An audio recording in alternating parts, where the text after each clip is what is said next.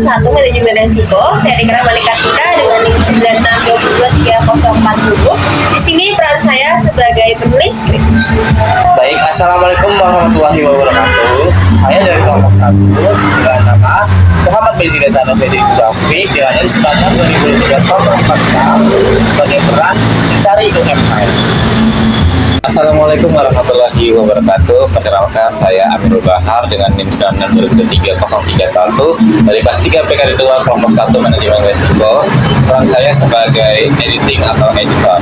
Halo teman-teman, di sini saya sudah berada di UMKM JNE Express. Di sini saya bersama Ibu siapa? Ibu Eti. Oke, Ibu Eti teman-teman. Ibu perkenalkan, saya Deka.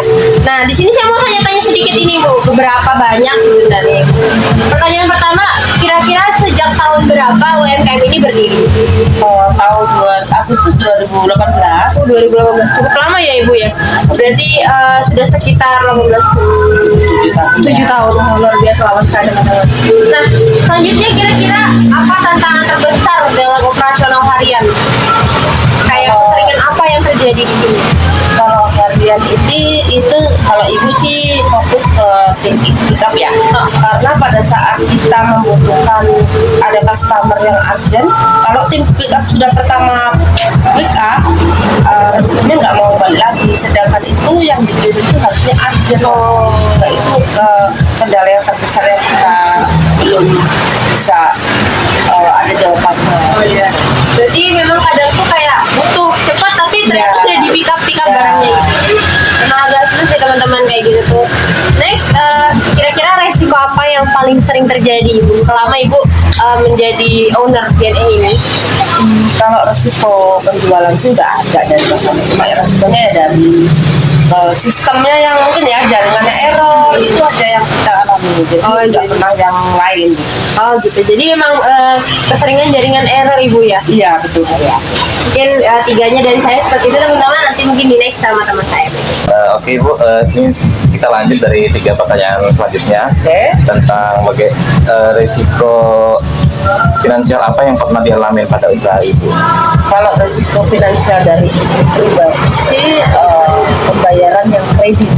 Kadang pada saat kita perjanjian itu dalam maksimal 1 bulan, ini bahkan ada yang 2 bulan belum bayar. Itu resikonya.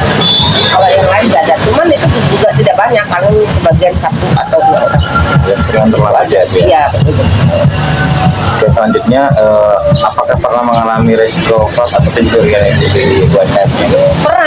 Pernah 2 kali kita mengalami pencurian ya, khususnya uang ya, karena pada saat kita mungkin lalai ya kelalaian kita, cuman kita karena ada CCTV jadi kita terpantau siapa itu. Jadi keamanannya bisa kami cek. Terakhir dari saya, apakah ada SOP keamanan barang ataupun karyawan di UMKM? Ada ya, itu CCTV yang kami sebut tadi itu keamanan kami, karena kan tim di kantor kami kan nggak terlalu besar harus pakai security ya. Untuk CCTV yang mungkin 1-2 itu cukup buat jaga-jaga lah kalau misalnya ada pencurian. Oke, mungkin itu dari saya, nanti dilanjut dari teman saya. Oh siap ya. Baik, saya akan melanjutkan 4 pertanyaan terakhir teman-teman untuk pertanyaan Ibu. Dan pertanyaan selanjutnya Ibu, bagaimana sih strategi Ibu khususnya di ini ketika pendapatannya itu menurun? Oh ya, alhamdulillah kalau selama ini penjualan itu kan nggak pernah menurun. Tapi kalau misalkan menurun, kita harus cek dari schedule jam buka kerjanya. Kalau memang ada penurunan itu pasti dilihat dari jam kerjanya. Contoh nih, kita pada saat harusnya jam 7 buka, mungkin karyawan buka jam 9 atau tutup cepat, itu yang mempengaruhi penjualan menurun. Tapi alhamdulillahnya selama ini itu tidak pernah mengalami penjualan menurun. Jadi mudah-mudahan tidak ada penurunan yang maksud ya. Jadi memang dilihat dari jam operasionalnya lebih lebih fokus ke jam operasionalnya. Oke. Selanjutnya pertanyaannya itu resiko supply chain apa yang pernah Ibu alami sendiri nih Bu? Kalau resiko supply yang pernah Ibu alami itu ketika barang customer itu hilang atau diterima tidak sesuai yang dia kirim. Benar. Aja. Oh, jadi Cuman memang- ya tidak sering sih, pernah sesekali terjadi karena yang diterima barang tidak sesuai yang dikirim. Tapi memang bisa ya diaduin sama JNI. Bisa kita tergantung Klaim gitu ya? apa bisa kita bantu menyelesaikan dengan baik. Oke. Kita langsung ke pertanyaan yang selanjutnya, itu pertanyaan 9. Bagaimana sih pengelolaan keuangannya Ibu, baik uang keluar, uang masuk, itu tuh gimana caranya? Oh, itu kalau kita kan sudah ada pembukuannya, Oh, ada jadwal pembukuannya.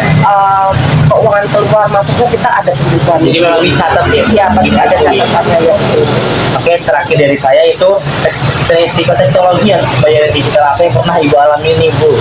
Nah, untuk pembayaran di agen kami ini ada beberapa macam ya, ada cash, ada transfer, ada QRIS. Nah, yang kita kendalanya itu kalau ketika kita ada yang transfer terus customer bilang sudah sukses, kita belum menerima barang buktinya bahwa MBN sudah masuk, itu kendalanya karena kita juga sama-sama nggak enak karena pada customer sudah bilang sukses, pada kita cek di MBN tidak ada. Itu ketika kita mau bilang belum diterima tapi customer sudah bilang sukses, itu yang kita kendalanya yang belum kita ya mungkin kendala error dari banking-nya ya itu aja sih. Kalau turis kan kita memang tidak langsung masuk, cuman ada bukti bunyi apa keterangan bahwa itu udah ada sukses. Oke, jadi memang harus dicek ulang kali. Iya, Mungkin di kita harus memang dicek. Iya. Itu dari saya Bu, mungkin terima kasih untuk melakukan wawancara ini. Semoga sukses selalu UMKM-nya. Terima kasih. Naik, pendapatnya naik. Jadi saya terima kasih. Terima kasih.